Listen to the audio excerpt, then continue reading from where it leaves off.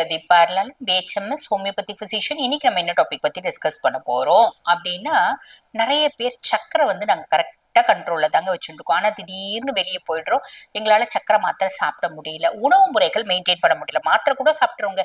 இப்ப வெளியே நாங்க வந்து எங்களோட ஒர்க்கே வந்து பாத்தீங்கன்னா வெளியே போயிட்டு போயிட்டு வர மாதிரி தான். எங்களால ஃபுட்டை வந்து மெயின்டைன் பண்ண முடியல. மத்தியானம் வெளியே சாப்பிடுற மாதிரி இருக்கு, இல்ல நைட்டு வெளியே சாப்பிடுற மாதிரி இருக்கு அப்படின்னு சொல்றவங்களும் உண்டு. இல்ல ஹவுஸ் ஒய்ஃபே கூடங்க, நாங்க ஹவுஸ் ஒய்ஃப் தாங்க, ஆனா எல்லாருக்கும் செய்ய முடியுது, எங்களுக்குன்னு எங்களால தனியா செஞ்சுக்க முடியல, எல்லாருக்கும் தனித்தனி சாப்பாடு செய்ய முடியல, எல்லாரும் செய்யறதா நாங்க சாப்பிடுறோம் அப்படி சொல்றவங்களும் உண்டு.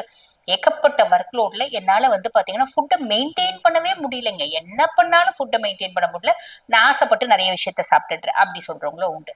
இந்த மாதிரி பல விஷயத்தினால, பல காரணத்தினால டயபெட்டிக் லெவல் வந்து பிளக்சுவேட் ஆகிட்டே இருக்குங்க. கரெக்டான லெவலே வந்து இருக்க மாட்டேங்குது.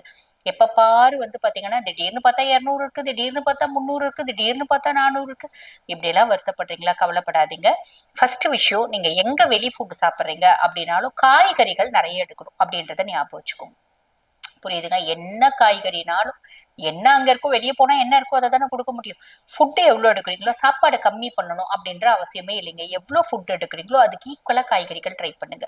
இல்லையா ஒரு முட்டை, இல்ல 2 முட்டை கூட வெஜிடபிள்ஸ் அப்படி வாங்கி வச்சுக்கோங்க. இல்லையா பச்சையா நம்ம வெள்ளரிக்காய் சாப்பிட முடியும். இந்த மாதிரி வெளியே போறீங்க அப்படின்னா வெள்ளரிக்காய் வாங்கி கட் பண்ணி கூட வச்சுக்கலாம். இப்படி ஏதோ ஒரு விதத்துல காய்கறிகள் அதிகம் எடுத்துக்கணும், அதை ஞாபகம் வச்சுக்கோங்க. ஓகேங்களா? அதுக்கப்புறம் வந்து பாத்தீங்கன்னா நிறைய இனிப்பு சம்பந்தப்பட்ட விஷயங்கள் அவாய்ட் பண்ணிடுங்க. நிறைய பேர் என்ன சொல்லுவாங்கன்னா, மேடம் நீங்க வந்து டயபெட்டிக்கு இனிப்பு சாப்பிடக்கூடாதுன்னு சொல்றீங்க, நான் வந்து ஒயிட் சுகர் எடுக்கிறதே இல்லைங்க, நாங்க வந்து நாட்டு சக்கரை தான் எடுக்கிறோம். நாட்டு சக்கரை, வீட்டு சக்கரை, பக்கத்து வீட்டு சக்கரை, எதிர் வீட்டு சக்கரை, எந்த சக்கரையும் எடுக்கக்கூடாது. Sugar in any form. அது நீங்க வந்து பாத்தீங்கன்னா பனை வெல்லம் எடுத்தாலும் சரி, நாட்டு சக்கரை எடுத்தாலும் சரி, வெல்லம் எடுத்தாலும் சரி, தேன் எடுத்தாலும் சரி, ஒயிட் சுகர் எடுத்தாலும் சரி எடுக்கக்கூடாது. அப்ப நம்ம என்னதான் எடுக்கலாம் அப்படின்னா ஸ்டீவியா ஆஃபிஸ்னாலிஸ் அப்படின்னு சொல்லுவாங்க. அது என்ன அப்படின்னா இனிப்பு துளசி. அந்த இனிப்பு துளசி பவுடர் ஃபார்ம்ல வருது, அதுக்கும் மேல நேச்சுரல் கம்பெனில அது பவுடராவே வருது. இந்த சுகர் ஃப்ரீ பெல்லட்ஸா வருது, சுகர் ஃப்ரீ பவுடரா வருது. அதை வாங்கி நீங்க ஸ்வீட்டே கூட செஞ்சு சாப்பிடுங்க, பிரச்சனை இல்லை. ஆக அதை தான் வந்து நீங்க இனிப்புக்கு பதிலா எடுக்கணுமே தவிர மீதி எல்லாம் எடுக்கக்கூடாது, ஞாபகம் வச்சுக்கோங்க. அதே மாதிரி பாருங்க, செஸ்பானியா கிராண்டிஃப்ளோரா அப்படின்னு சொல்லுவாங்க. இந்த ஒரு கீரை நமக்கு நிறைய ஹெல்ப்ஃபுல்லா இருக்கும். ஆக்சுவலி இந்த கீரையினோட விஷயம் என்ன அப்படின்னா, இதுல ரொம்ப லோ கேலரிஸ், கேலரிஸ் சுத்தமா கிடையாது. அதே மாதிரி ஆன்டி ஆக்சிடென்ட் ப்ராப்பர்ட்டிஸ் அப்படின்னு இருக்கு. ஆன்டி ஆக்சிடென்ட் ப்ராப்பர்ட்டிஸ் இருக்கிறதுனால டயபெட்டிக் பேஷண்ட்ஸ்க்கு வரக்கூடிய எதிர்ப்பு சக்தி குறைவு, நிறைய வந்து பாத்தீங்கன்னா நோய் கிருமிகள் தாக்குதல், இந்த மாதிரி பல விஷயத்துக்கு இது ஒரு பெஸ்ட் ரிலீஃபா இருக்கு அப்படின்னு சொல்லலாம்.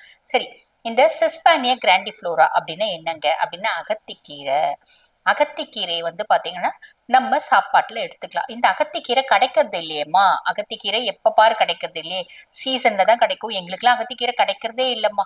அமாவாசை காலங்கள்ல வந்து பாத்தீங்கன்னா மார்க்கெட்ல கிடைக்குது, மீதி நேரம் எல்லாம் அகத்திக்கீரை கிடைக்கிறதே இல்லை. உண்மைதான், அமாவாசை சமயத்துல மட்டும்தான் கிடைக்குது, மீதி நேரத்துல பெருசா நிறைய இடத்துல கிடைக்கிறது இல்ல.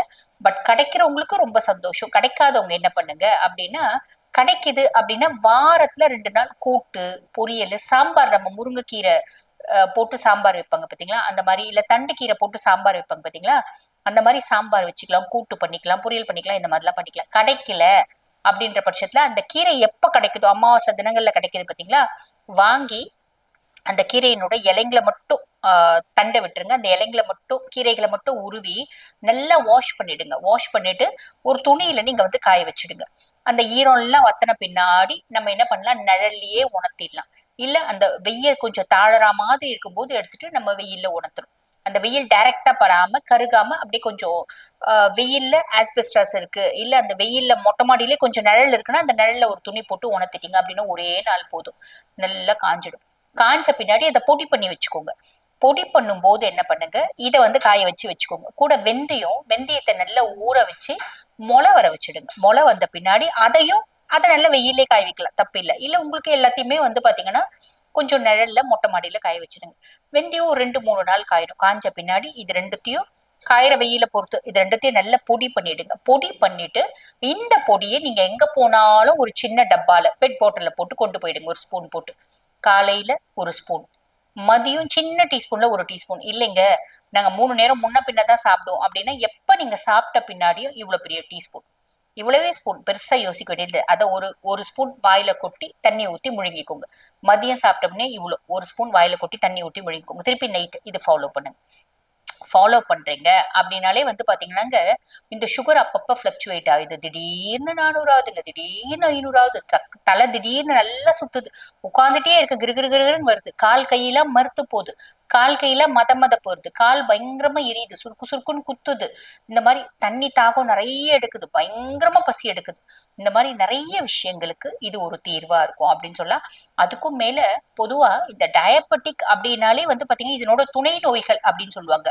டயபெட்டிக் ரெட்டினோபதி இருக்கு, சக்கரை அதிகமா இருக்கிறது, சக்கரை கண்ட்ரோல் இல்லாதனால கண்ணுல பாதிப்பு, சக்கரை அதிகமா இருக்கு, சக்கரை கண்ட்ரோல் இல்லாத நரம்பு பாதிப்பு, டயபெட்டிக் நியூரோபதி அப்படிம்பாங்க, டயபெட்டிக் நெஃப்ரோபதி, சர்க்கரையினால கிட்னி பாதிப்பு, டயபெட்டிக் இம்புட்டன்ஸ் அப்படின்னே ஒண்ணு இருக்கு. டயபெட்டிக் அதாவது சர்க்கரை அதிகமாகுது, அதனால வந்து பாத்தீங்கன்னா ஆண்களுக்கு வீரியம் இல்லாத தன்மை, இப்படி நிறைய விஷயம் இருக்குங்க.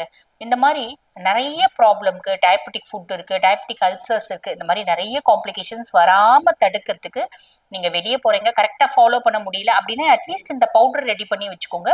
ரெடி பண்ணி வச்சுக்கிட்டீங்க அப்படின்னா உங்களுக்கு பிளக்சுவேஷன்ஸ் இல்லாம ஓரளவுக்கு சர்க்கரையினோட ஒரு வீரியத்துல இருந்து, சர்க்கரையினோட ஒரு பிரச்சனைல இருந்து நம்மளால மீள முடியும்.